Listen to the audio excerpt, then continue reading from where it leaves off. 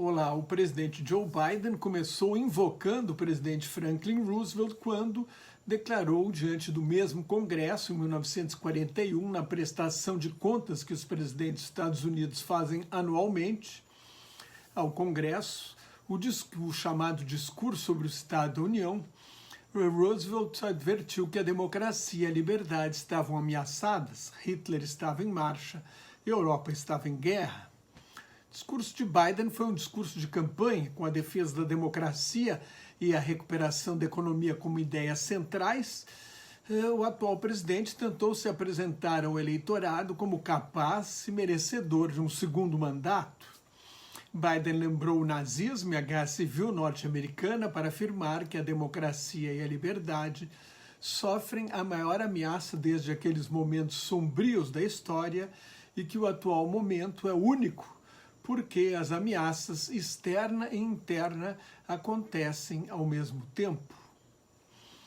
Biden destacou a necessidade de ajudar a Ucrânia e acusou aqueles que bloqueiam a ajuda no Congresso dos Estados Unidos. A turma de deputados aliados ao ex-presidente Donald Trump acusou de querer isolar o país do resto do mundo. Se alguém aqui nesta Câmara acredita que Putin vai parar na Ucrânia, posso garantir que não, disse Biden. Ele atacou Trump mais de 10 vezes, foi vaiado e aplaudido por causa disso. Acusou Trump de condescendência com a Rússia de Vladimir Putin e por colocar em dúvida o compromisso da OTAN de defender os aliados. A OTAN é a Organização do Tratado do Atlântico Norte, a aliança militar liderada pelos Estados Unidos. Não faz muito tempo que o presidente republicano Ronald Reagan disse a Gorbachev: derrube esse muro. Agora, meu predecessor, um ex-presidente republicano, diz a Putin: faça o inferno que quiser. Os republicanos vaiaram. Aí ele disse, isso é uma citação, o ex-presidente disse que, curvando-se, o ex-presidente dos Estados Unidos disse isso, curvando-se ao líder russo, falou Biden. Penso que é ultrajante, inaceitável e perigoso. Seu recado ao ditador russo é: não vamos embora e não vamos nos curvar. A OTAN está mais forte do que nunca, proclamou Biden, com a entrada da Finlândia no ano passado e da Suécia ontem. É a aliança militar mais forte que o mundo já viu. A história está nos observando. Se os Estados Unidos abandonarem a Ucrânia, a Europa estará ameaçada. Não vamos embora e não vamos ceder. A história está nos observando, advertiu o presidente Joe Biden, falando naturalmente para os deputados e senadores dos Estados Unidos: aprovem a Lei de Segurança Nacional, que dá 6 bilhões de dólares de ajuda à Ucrânia e 14 bilhões de dólares a Israel, mais um pouco para Taiwan. Da democracia no mundo para a democracia interna, Biden comparou a ameaça à democracia dos Estados Unidos, diz que a atual é a maior desde a Guerra da Secessão, quando os Estados do Sul quiseram se separar da União para manter a escravidão no século XVIII. Biden criticou as mentiras de Trump sobre a eleição e a rebelião de 6 de janeiro de 2021, quando partidários do então presidente invadiram o Capitólio para tentar impedir a certificação da vitória de Biden. Você não pode amar seu país só quando vence. O aborto é um tema que favorece os democratas desde que a Suprema Corte, com 3 juízes conservadores nomeados por Trump, e hoje a Suprema Corte tem 6 conservadores e 3 liberais, a Suprema Corte acabou com o direito constitucional ao aborto há 2 anos. Depois de 49 anos, Biden defendeu o direito das mulheres de decidir se querem ter filho ou não e prometeu lutar contra os estados conservadores que proíbem o aborto mesmo em casos extremos, como houve há pouco no Texas, em que o feto é inviável. Biden acusou Trump de querer proibir o aborto nacionalmente e disse que é preciso ampliar os direitos e não caçar direitos. Biden usou a pandemia para justificar os problemas econômicos, outro ponto frágil da avaliação de seu governo. Alegou que a recuperação dos Estados Unidos é a grande história que não é contada. Nossa economia é invejada em todo o mundo. Ele exaltou as conquistas econômicas, o crescimento, o desemprego a menor em 50 anos, 15 milhões de empregos foram gerados em 3 anos, um recorde, mas também vinha da pandemia, então o nível estava mais baixo. Houve aumento de salários e a inflação caiu de 9% para 3% ao ano. Biden citou novas fábricas de chip que estão criando milhões de empregos, muitos, inclusive, que não exigem curso superior. O setor privado está investindo 650 bilhões de dólares em energia limpa e indústrias do futuro. Graças à lei bipartidária sobre infraestrutura, 46 mil novos projetos foram apresentados para modernizar portos, estradas, aeroportos, remover canos de cobre para que a água limpa chegue às famílias. Também foi Biden nesta noite o ativista sindical, o primeiro presidente que foi a um piquete de greve. Sean Fann, o presidente do Sindicato dos Trabalhadores na Indústria Automobilística dos Estados Unidos, foi um dos convidados nessa noite. Foi com ele que Biden esteve num piquete de greve em Detroit, centro histórico da indústria automobilística nos Estados Unidos. Superamos dificuldades e avançamos, afirmou Biden. Assim são os Estados Unidos, o Estado da União é forte e está ficando cada vez mais forte. Nesse momento, os democratas da plateia começaram a gritar mais 4 anos, ou seja, mais um mandato para Biden.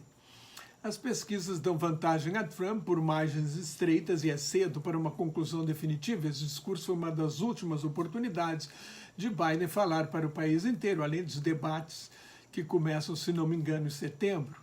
Os norte-americanos pagam os maiores preços de medicamentos do mundo, assinalou Biden. Seu plano é usar os 2 programas federais de assistência de saúde, Medicare e Medicaid, para que negociem em conjunto, com grande poder de barganha, os preços de 500 medicamentos junto à indústria farmacêutica, que é ultrapoderosa nos Estados Unidos. A promessa de Biden é que o custo dos medicamentos não vai passar de $2.000 por ano para nenhum norte-americano. Ele elogiou o programa de saúde do governo Obama, que várias vezes os republicanos tentaram acabar, disse que Obamacare é uma grande jogada, ninguém pode impedir você de ter um seguro-saúde, mesmo que tenha algum problema de saúde congênito ou uma doença grave. E Biden prometeu proteger o Obamacare dos republicanos, tomou uma iniciativa da Casa Branca de pesquisa sobre saúde da mulher sob a direção da primeira-dama Jill Biden. Pediu $12 bilhões para esse programa. Uma das vulnerabilidades do presidente é a questão da casa própria, que ficou mais cara. Ele disse: a inflação está caindo, os juros vão cair, mas não vou esperar. Vou dar isenções de impostos de $40 por mês para compradores da casa própria e financiamento federal para construir 1.700.000 casas. Esse projeto já está em andamento. Para continuar tendo a melhor economia do mundo, precisamos do melhor sistema educacional do mundo, disse Biden. Quero as crianças na pré-escola a partir dos 3 anos de idade.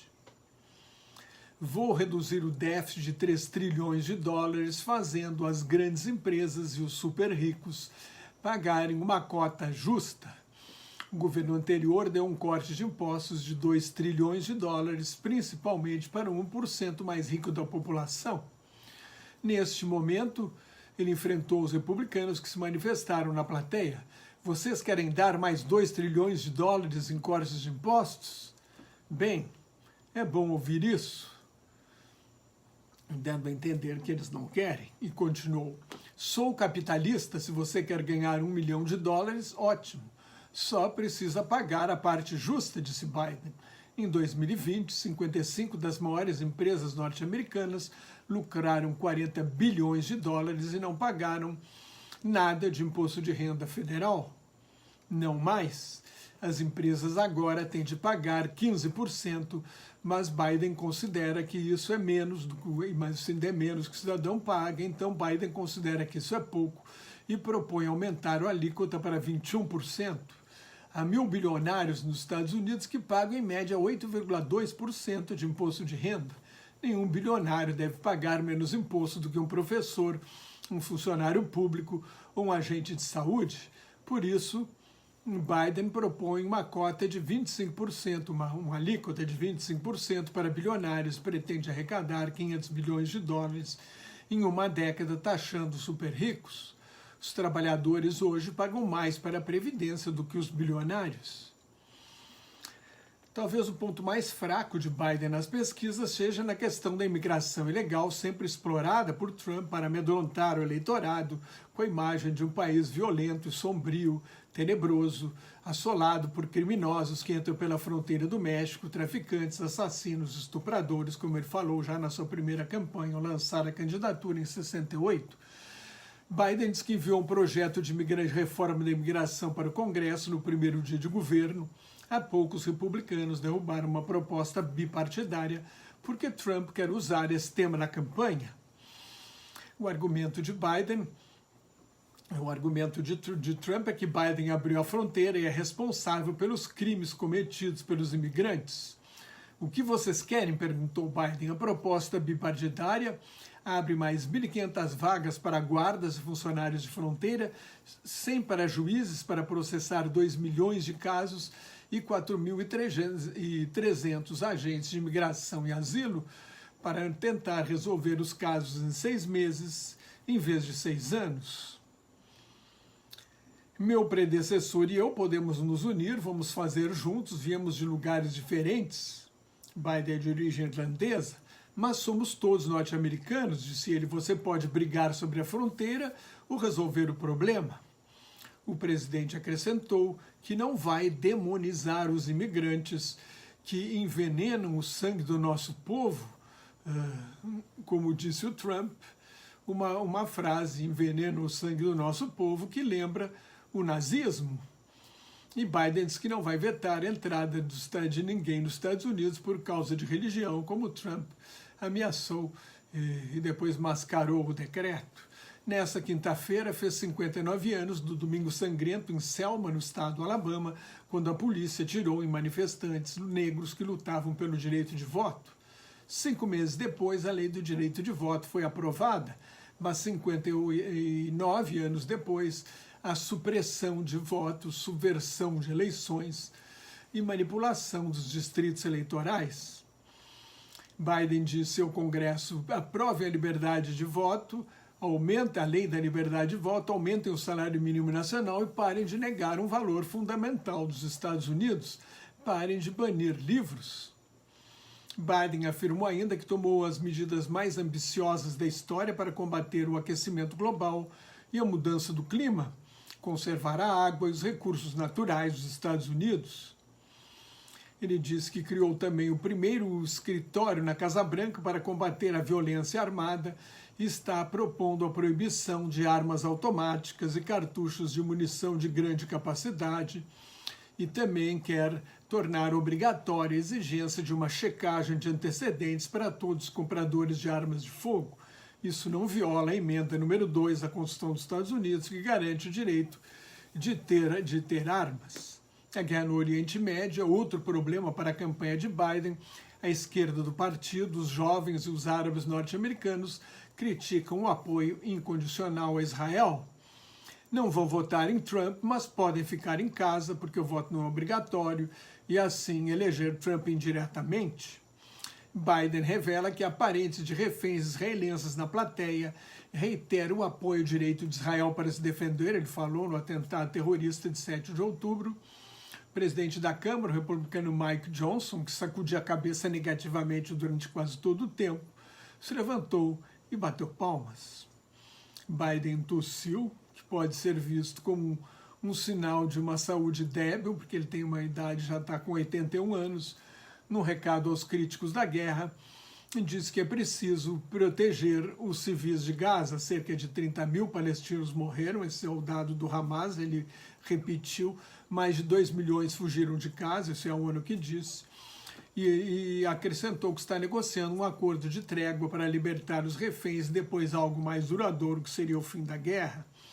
Biden anunciou uma medida nova que vai mandar navios da Marinha dos Estados Unidos para a costa da faixa de Gaza. Eles vão instalar um porto para levar ajuda humanitária, água, remédios, alimentos e outros suprimentos aos palestinos. Ele fez questão de destacar que não haverá soldados dos Estados Unidos no campo de batalha. Com o tempo, a receita de Biden para um acordo de paz definitivo é com 2 estados, com a criação de um Estado Nacional Palestino. Para reforçar suas credenciais pró-Israel, Biden disse: sou o único presidente dos Estados Unidos que foi a Israel em tempo de guerra. Os palestinos também merecem viver em paz. A Arábia Saudita está disposta a exercer um papel decisivo. E Biden mencionou a coalizão de mais de 10 países para contra-atacar os hutis, xiitas, aiditas armados apoiados pelo Irã na guerra civil do Iêmen, que atacam a navegação no Mar Vermelho, no Golfo de Aden. Na quarta-feira, mataram 3 marinheiros de um navio cargueiro, num sinal de que a operação articulada pelos Estados Unidos não conseguiu neutralizar a capacidade ofensiva dos hutis. A China mereceu uma menção breve. Os Estados Unidos estão crescendo, disse Biden, como se a liderança dos Estados Unidos não estivesse mais sob a ameaça da China. Ele defendeu a paz e estabilidade no Estreito de Taiwan e em toda a região do Pacífico. Aliás, disse que renovou as alianças em toda a região do Pacífico. Quero competição e não conflito com a China, declarou o presidente dos Estados Unidos. Quer também regras para proteger crianças na internet. E para marcar mais uma vez a diferença em relação a Donald Trump, Biden disse acreditar numa política baseada no que chamou de valores dos Estados Unidos: honestidade, decência, dignidade e igualdade. Os assassinatos de John e Robert Kennedy foram decisivos para o atual presidente entrar na política, contou ele. Uma deixa para voltar ao passado e comentar que, jovem ou velho, o importante é lutar pelos valores da democracia, que nunca realizamos totalmente, admitiu Biden, mas também nunca abandonamos. Vejo um futuro em democracia, direito ao aborto, um futuro para a classe média, um futuro em que salvamos o mundo do aquecimento global e o país da violência armada. Somos os Estados Unidos, disse Biden, trabalhando juntos num recado contra a divisão política do país. Podemos fazer o que quisermos. Foi um excelente discurso, em tom bastante agressivo, 1h07. Em 1h07, Biden apresentou as questões fundamentais, essenciais, que pretende usar durante a campanha eleitoral. Foi uma tentativa de mobilizar as bases da ampla coalizão que é o Partido Democrata para a nova batalha contra Trump e seus seguidores fanáticos, que já estão muito mais do que mobilizados. Os problemas de Biden são 2 fundamentais: a idade e a economia. A idade, 81 anos, é o maior problema porque não tem solução. Trump é 4 anos mais moço, mas mostra mais energia, é um homem de televisão, tem outra linguagem corporal. A linguagem corporal de Biden é de alguém duro, meio robótico, mecânico, que não mexe as mãos, quase não muda a expressão facial. Ele tossiu várias vezes durante o discurso, que passa uma ideia de saúde frágil. E esse é o seu principal problema. Já a economia dos Estados Unidos vai muito bem. Ele destacou a queda na inflação, que significa que os preços pararam de subir, mas não desceram. Então, a realidade é que o poder aquisitivo da população das classes médias diminuiu. O governo gastou muito dinheiro para evitar que a pandemia provocasse uma recessão. A pandemia causou um choque de oferta e de demanda, um choque de oferta porque a produção diminuiu, várias empresas pararam de trabalhar, e de demanda porque as pessoas também pararam de consumir, a não ser coisas básicas como alimentos e remédios. Como estímulo para a economia, o governo distribuiu um cheque de $2.000 para todos até uma certa renda, e a demanda cresceu antes da oferta. Assim, aumentou a inflação, foi a maior em 40 anos, e fez o Banco Central dos Estados Unidos elevar as taxas de juros. O custo da casa própria aumentou. Biden anunciou isenções de impostos. A sensação de estar mais rico ou mais pobre é decisiva em eleições. Há uma pergunta atribuída a Ronald Reagan no debate com o então presidente Jimmy Carter em 1980, que na verdade foi feita por John Kennedy nos primeiros debates presidenciais na televisão em 1960. Richard Nixon, seu adversário, era vice-presidente de Dwight Eisenhower. Kennedy se virou para a Câmara e falou ao eleitor: se você está melhor hoje do que 8 anos atrás, vote nele. Se não está, me dê uma chance. E fez história como o primeiro presidente a dominar a comunicação pela TV.